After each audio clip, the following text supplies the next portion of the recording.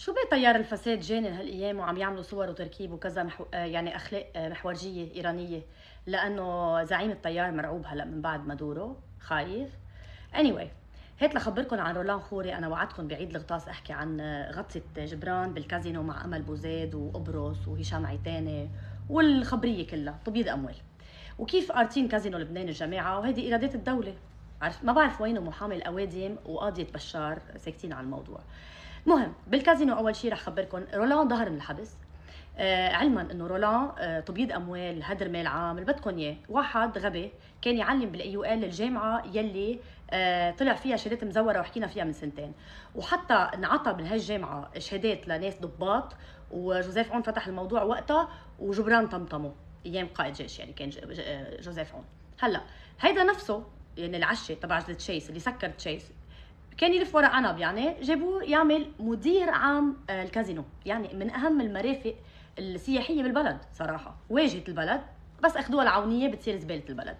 مهم رولان طلع، بس طلع من الحبس بواسطه من جبران.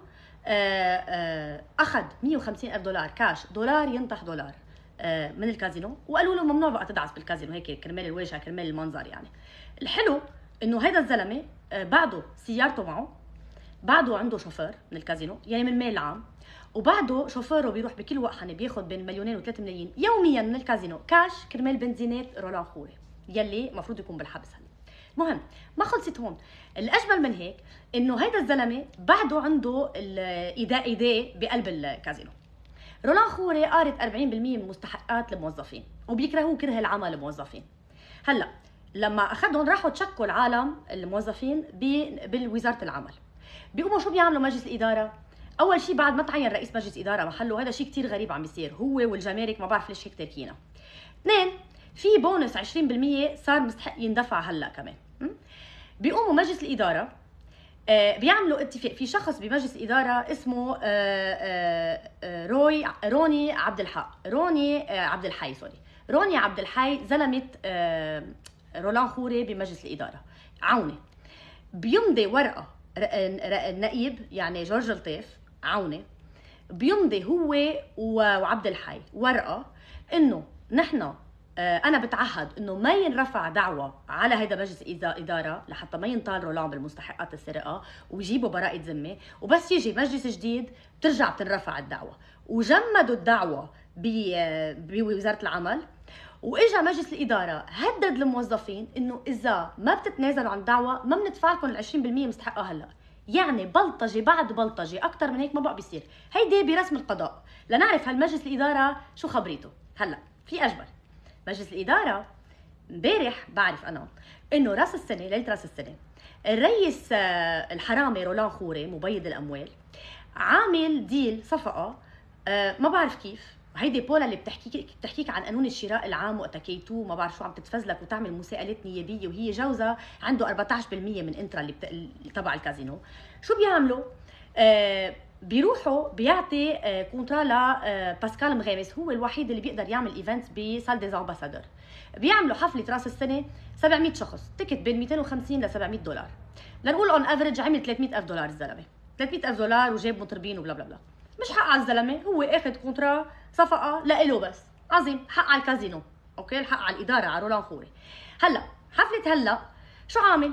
الكوست بدكم تقولوا شي 50 دولار على الشخص فود اند بافريج، اذا 50 دولار على 700 شخص يعني 35,000. بيع عمل ب 300,000 مزبوط؟ اوكي. شو عاطي الكازينو؟ 120 تيكت، 120 تيكت يعني اون افريج 36,000 دولار كوست. معناتها الكازينو ما بيطلع له شيء من الحفله.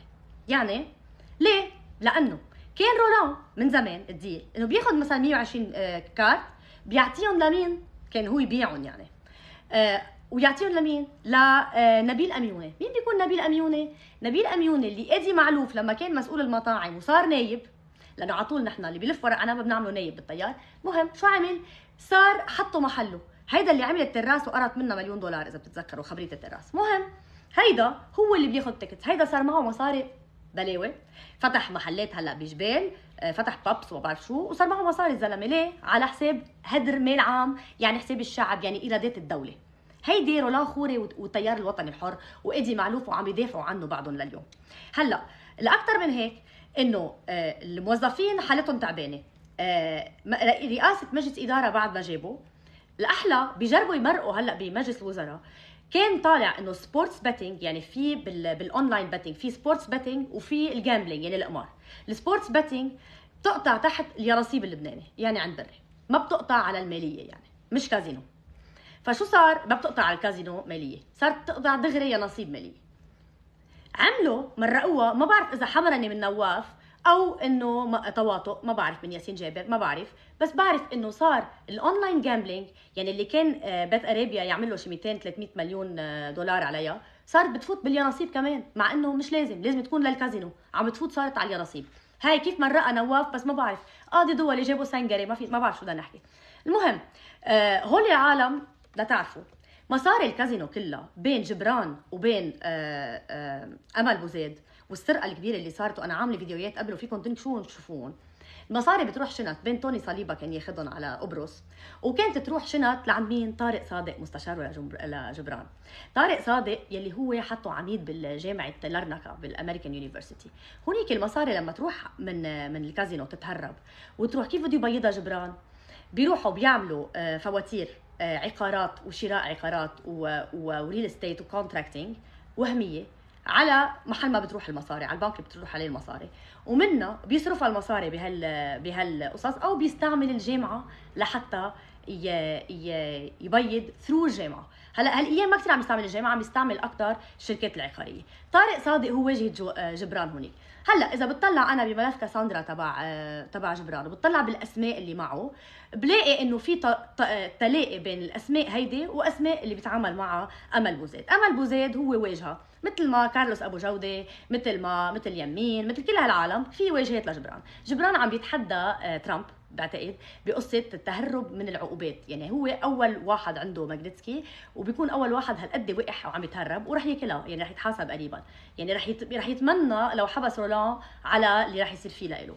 بكل الاحوال جبران فيك تعوي وتبعت جاي شو اسمه جاي عبود وهول الهبلان اللي بيكتبوا قله ادب مثل المحور، بس ايران في طريقها الى السقوط، وبتعرف سوروس ما بقى ايامه ماشيه، وبدك تشوف حق، بدك تشوف صرفه. وشغله ثانيه بقول له لنواف، هيدي حكومه الاصلاح تبعك، وين هو الاصلاح؟ وين هو الاصلاح اذا وزاره الماليه مقروطه؟ وين هو الاصلاح اذا عندك مصاري فيك تطلعها من الكازينو بس عم تروح على جيب جبران باسيل وانت ساكت؟ ولا لانه فراس ابي نصيف كنت بدك تجيبه حاكم خيل كني عوني كمان؟ ولا شو الوضع؟ بهنيكم انا عن جد شو هالدوله، والله الكباريه احلى من الدوله، لانه الكباريه في باونسر على بابه، في على القليله في شروط للدخول خيي، بس هاي لبنان مش دوله ولا شيء، ولا حتى واصل لانه يكون كباريه. كل ما هن تيار الاصلاح والتغيير والاصلاحجيه تبع كلنا اراده انشارج. والسؤال الاخير لبولا وجوزها، شو وضع انترا والكازينو؟ ولا انتم بس بتنقوا السرقات الصهيونيه وبتنسوا السرقات المحورجيه؟